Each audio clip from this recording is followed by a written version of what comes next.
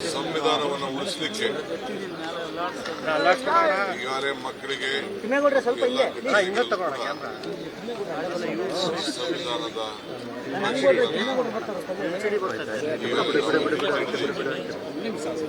ಹೊಸ ಪೀಳಿಗೆ ಈ ಸಂವಿಧಾನವನ್ನು ಮಾಡುವಂತ ಕೆಲಸ ಸರ್ಕಾರ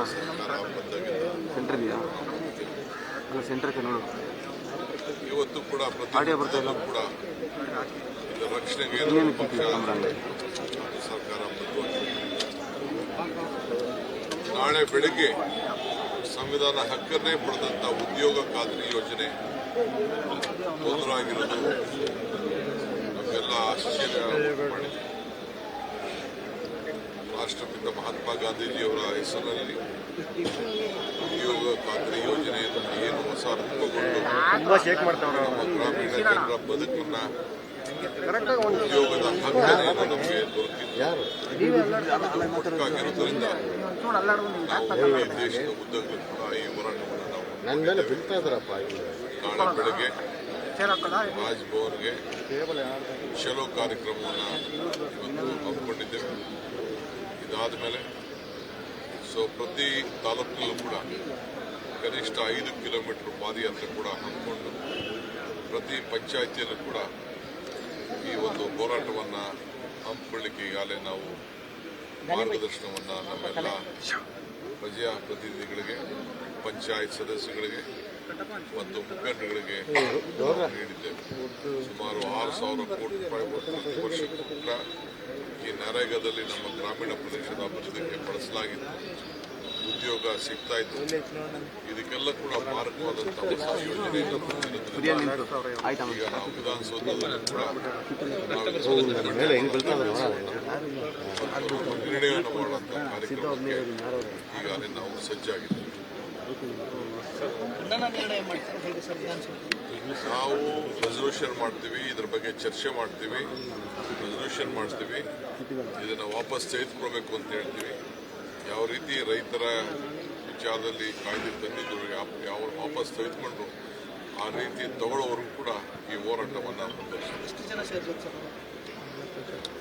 ನೋಡಿ. ಪಾರ್ಲಿಮೆಂಟು 28ರಿಂದ ಪ್ರಾರಂಭ ಆಗ್ತಾ ಇದೆ, ನಮ್ಮಲ್ಲೂ ಅಸೆಂಬ್ಲಿ ನಡೀತಾ ಇದೆ.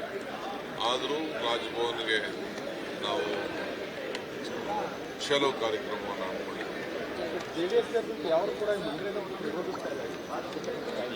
ಅವರಿಗೆ ನೋಡಿ, ಬಿಜೆಪಿ ರಾಜ್ಯಗಳಿಗೆ ಬಗ್ಗೆ ಎಲ್ಲೂ ಮಾತಾಡ್ತಾರೆ. ಕೆಲವೊಂದು ಸಾಧ್ಯನೇ ಇಲ್ಲ. ನಾನೊಬ್ಬ ಗ್ರಾಮೀಣ ಪ್ರದೇಶದ ಒಬ್ಬ ಶಾಸಕನಾಗಿದ್ಕೊಂಡು ನಾನು ಹೇಳ್ತಾ ಇದ್ದೇನೆ, ಇದು ಸಾಧ್ಯ ಇಲ್ಲ. ಯಾವ ಸರ್ಕಾರ ಕೂಡ ಸರ್ಕಾರಗಳನ್ನ ಕೇಳದೆ ಈ ತೀರ್ಮಾನವನ್ನು ಮಾಡಿದ್ದಾರೆ. ಇದಕ್ಕೆ ಯಾರು ಒದಗಿಸ್ಕೊಡೋರು? ಈಗ ಬಜೆಟ್ ಅಲ್ಲಿ ಒದಗಿಸ್ಕೊಡ್ಲಿ ಅವರು. ನಮ್ಮ ಯಾವ ಸರ್ಕಾರ ಕೂಡ ಇದನ್ನ ಒದಗಿಸ್ಕೊಡ್ಲಿಕ್ಕೆ, ಯಾಕೆಂದ್ರೆ ಹಕ್ಕಿತ್ತು 90% ನೇರವಾಗಿ ಯಾರಿಗಾರು ಉದ್ಯೋಗ ಬೇಕು ಅಂತಂದ್ರೆ ಉದ್ಯೋಗದ ಕಾರ್ಡನ್ನ ಯಾರು ಇಟ್ಕೊಂಡಿದ್ರು ಅವ್ರಿಗೆಲ್ಲರೂ ಕೂಡ ಕೊಡಬೇಕಾಗಿತ್ತು. ಕೆಲವು ನಾಯಕರುಗಳು ಚರ್ಚೆಗೆ ಬರ್ತೀವಿ ಅಂತ ಹೇಳಿದ್ದಾರೆ, ಬರ್ರಿ ಅಸೆಂಬ್ಲಿಲೇ ನಾವು ಅದಕ್ಕೆಲ್ಲ ಚರ್ಚೆಗೆ ಉತ್ತರವನ್ನು ಕೊಡಲಿಕ್ಕೆ ನಾವು ರಾಷ್ಟ್ರಪತಿ 2028ಗೆ ಮುಖ್ಯಮಂತ್ರಿ ಆಗ್ತೀನಿ ಅಂತ ನಮ್ಮ ಈ ಒಳ್ಳೆ ದಿನ ಯಾಕೆ ಅಂತ ಒಂದು ಅಶುಭವಾದ ಮಾತಾಡ್ತಾರೆ.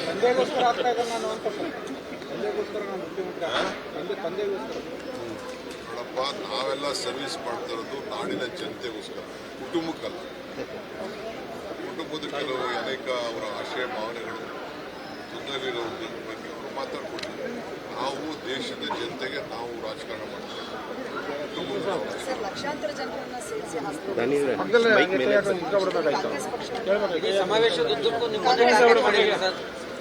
ನೆನೆಸ್ಕೊಳ್ಳಿಲ್ಲ, ನಾವು ಶಕ್ತಿ ಬರುವುದಿಲ್ಲ, ಜೀವ ಬರುವುದಿಲ್ಲ, ಅದಕ್ಕೆ ನಾವು ನೆನೆಸ್ಕೊಳ್ಳಿ.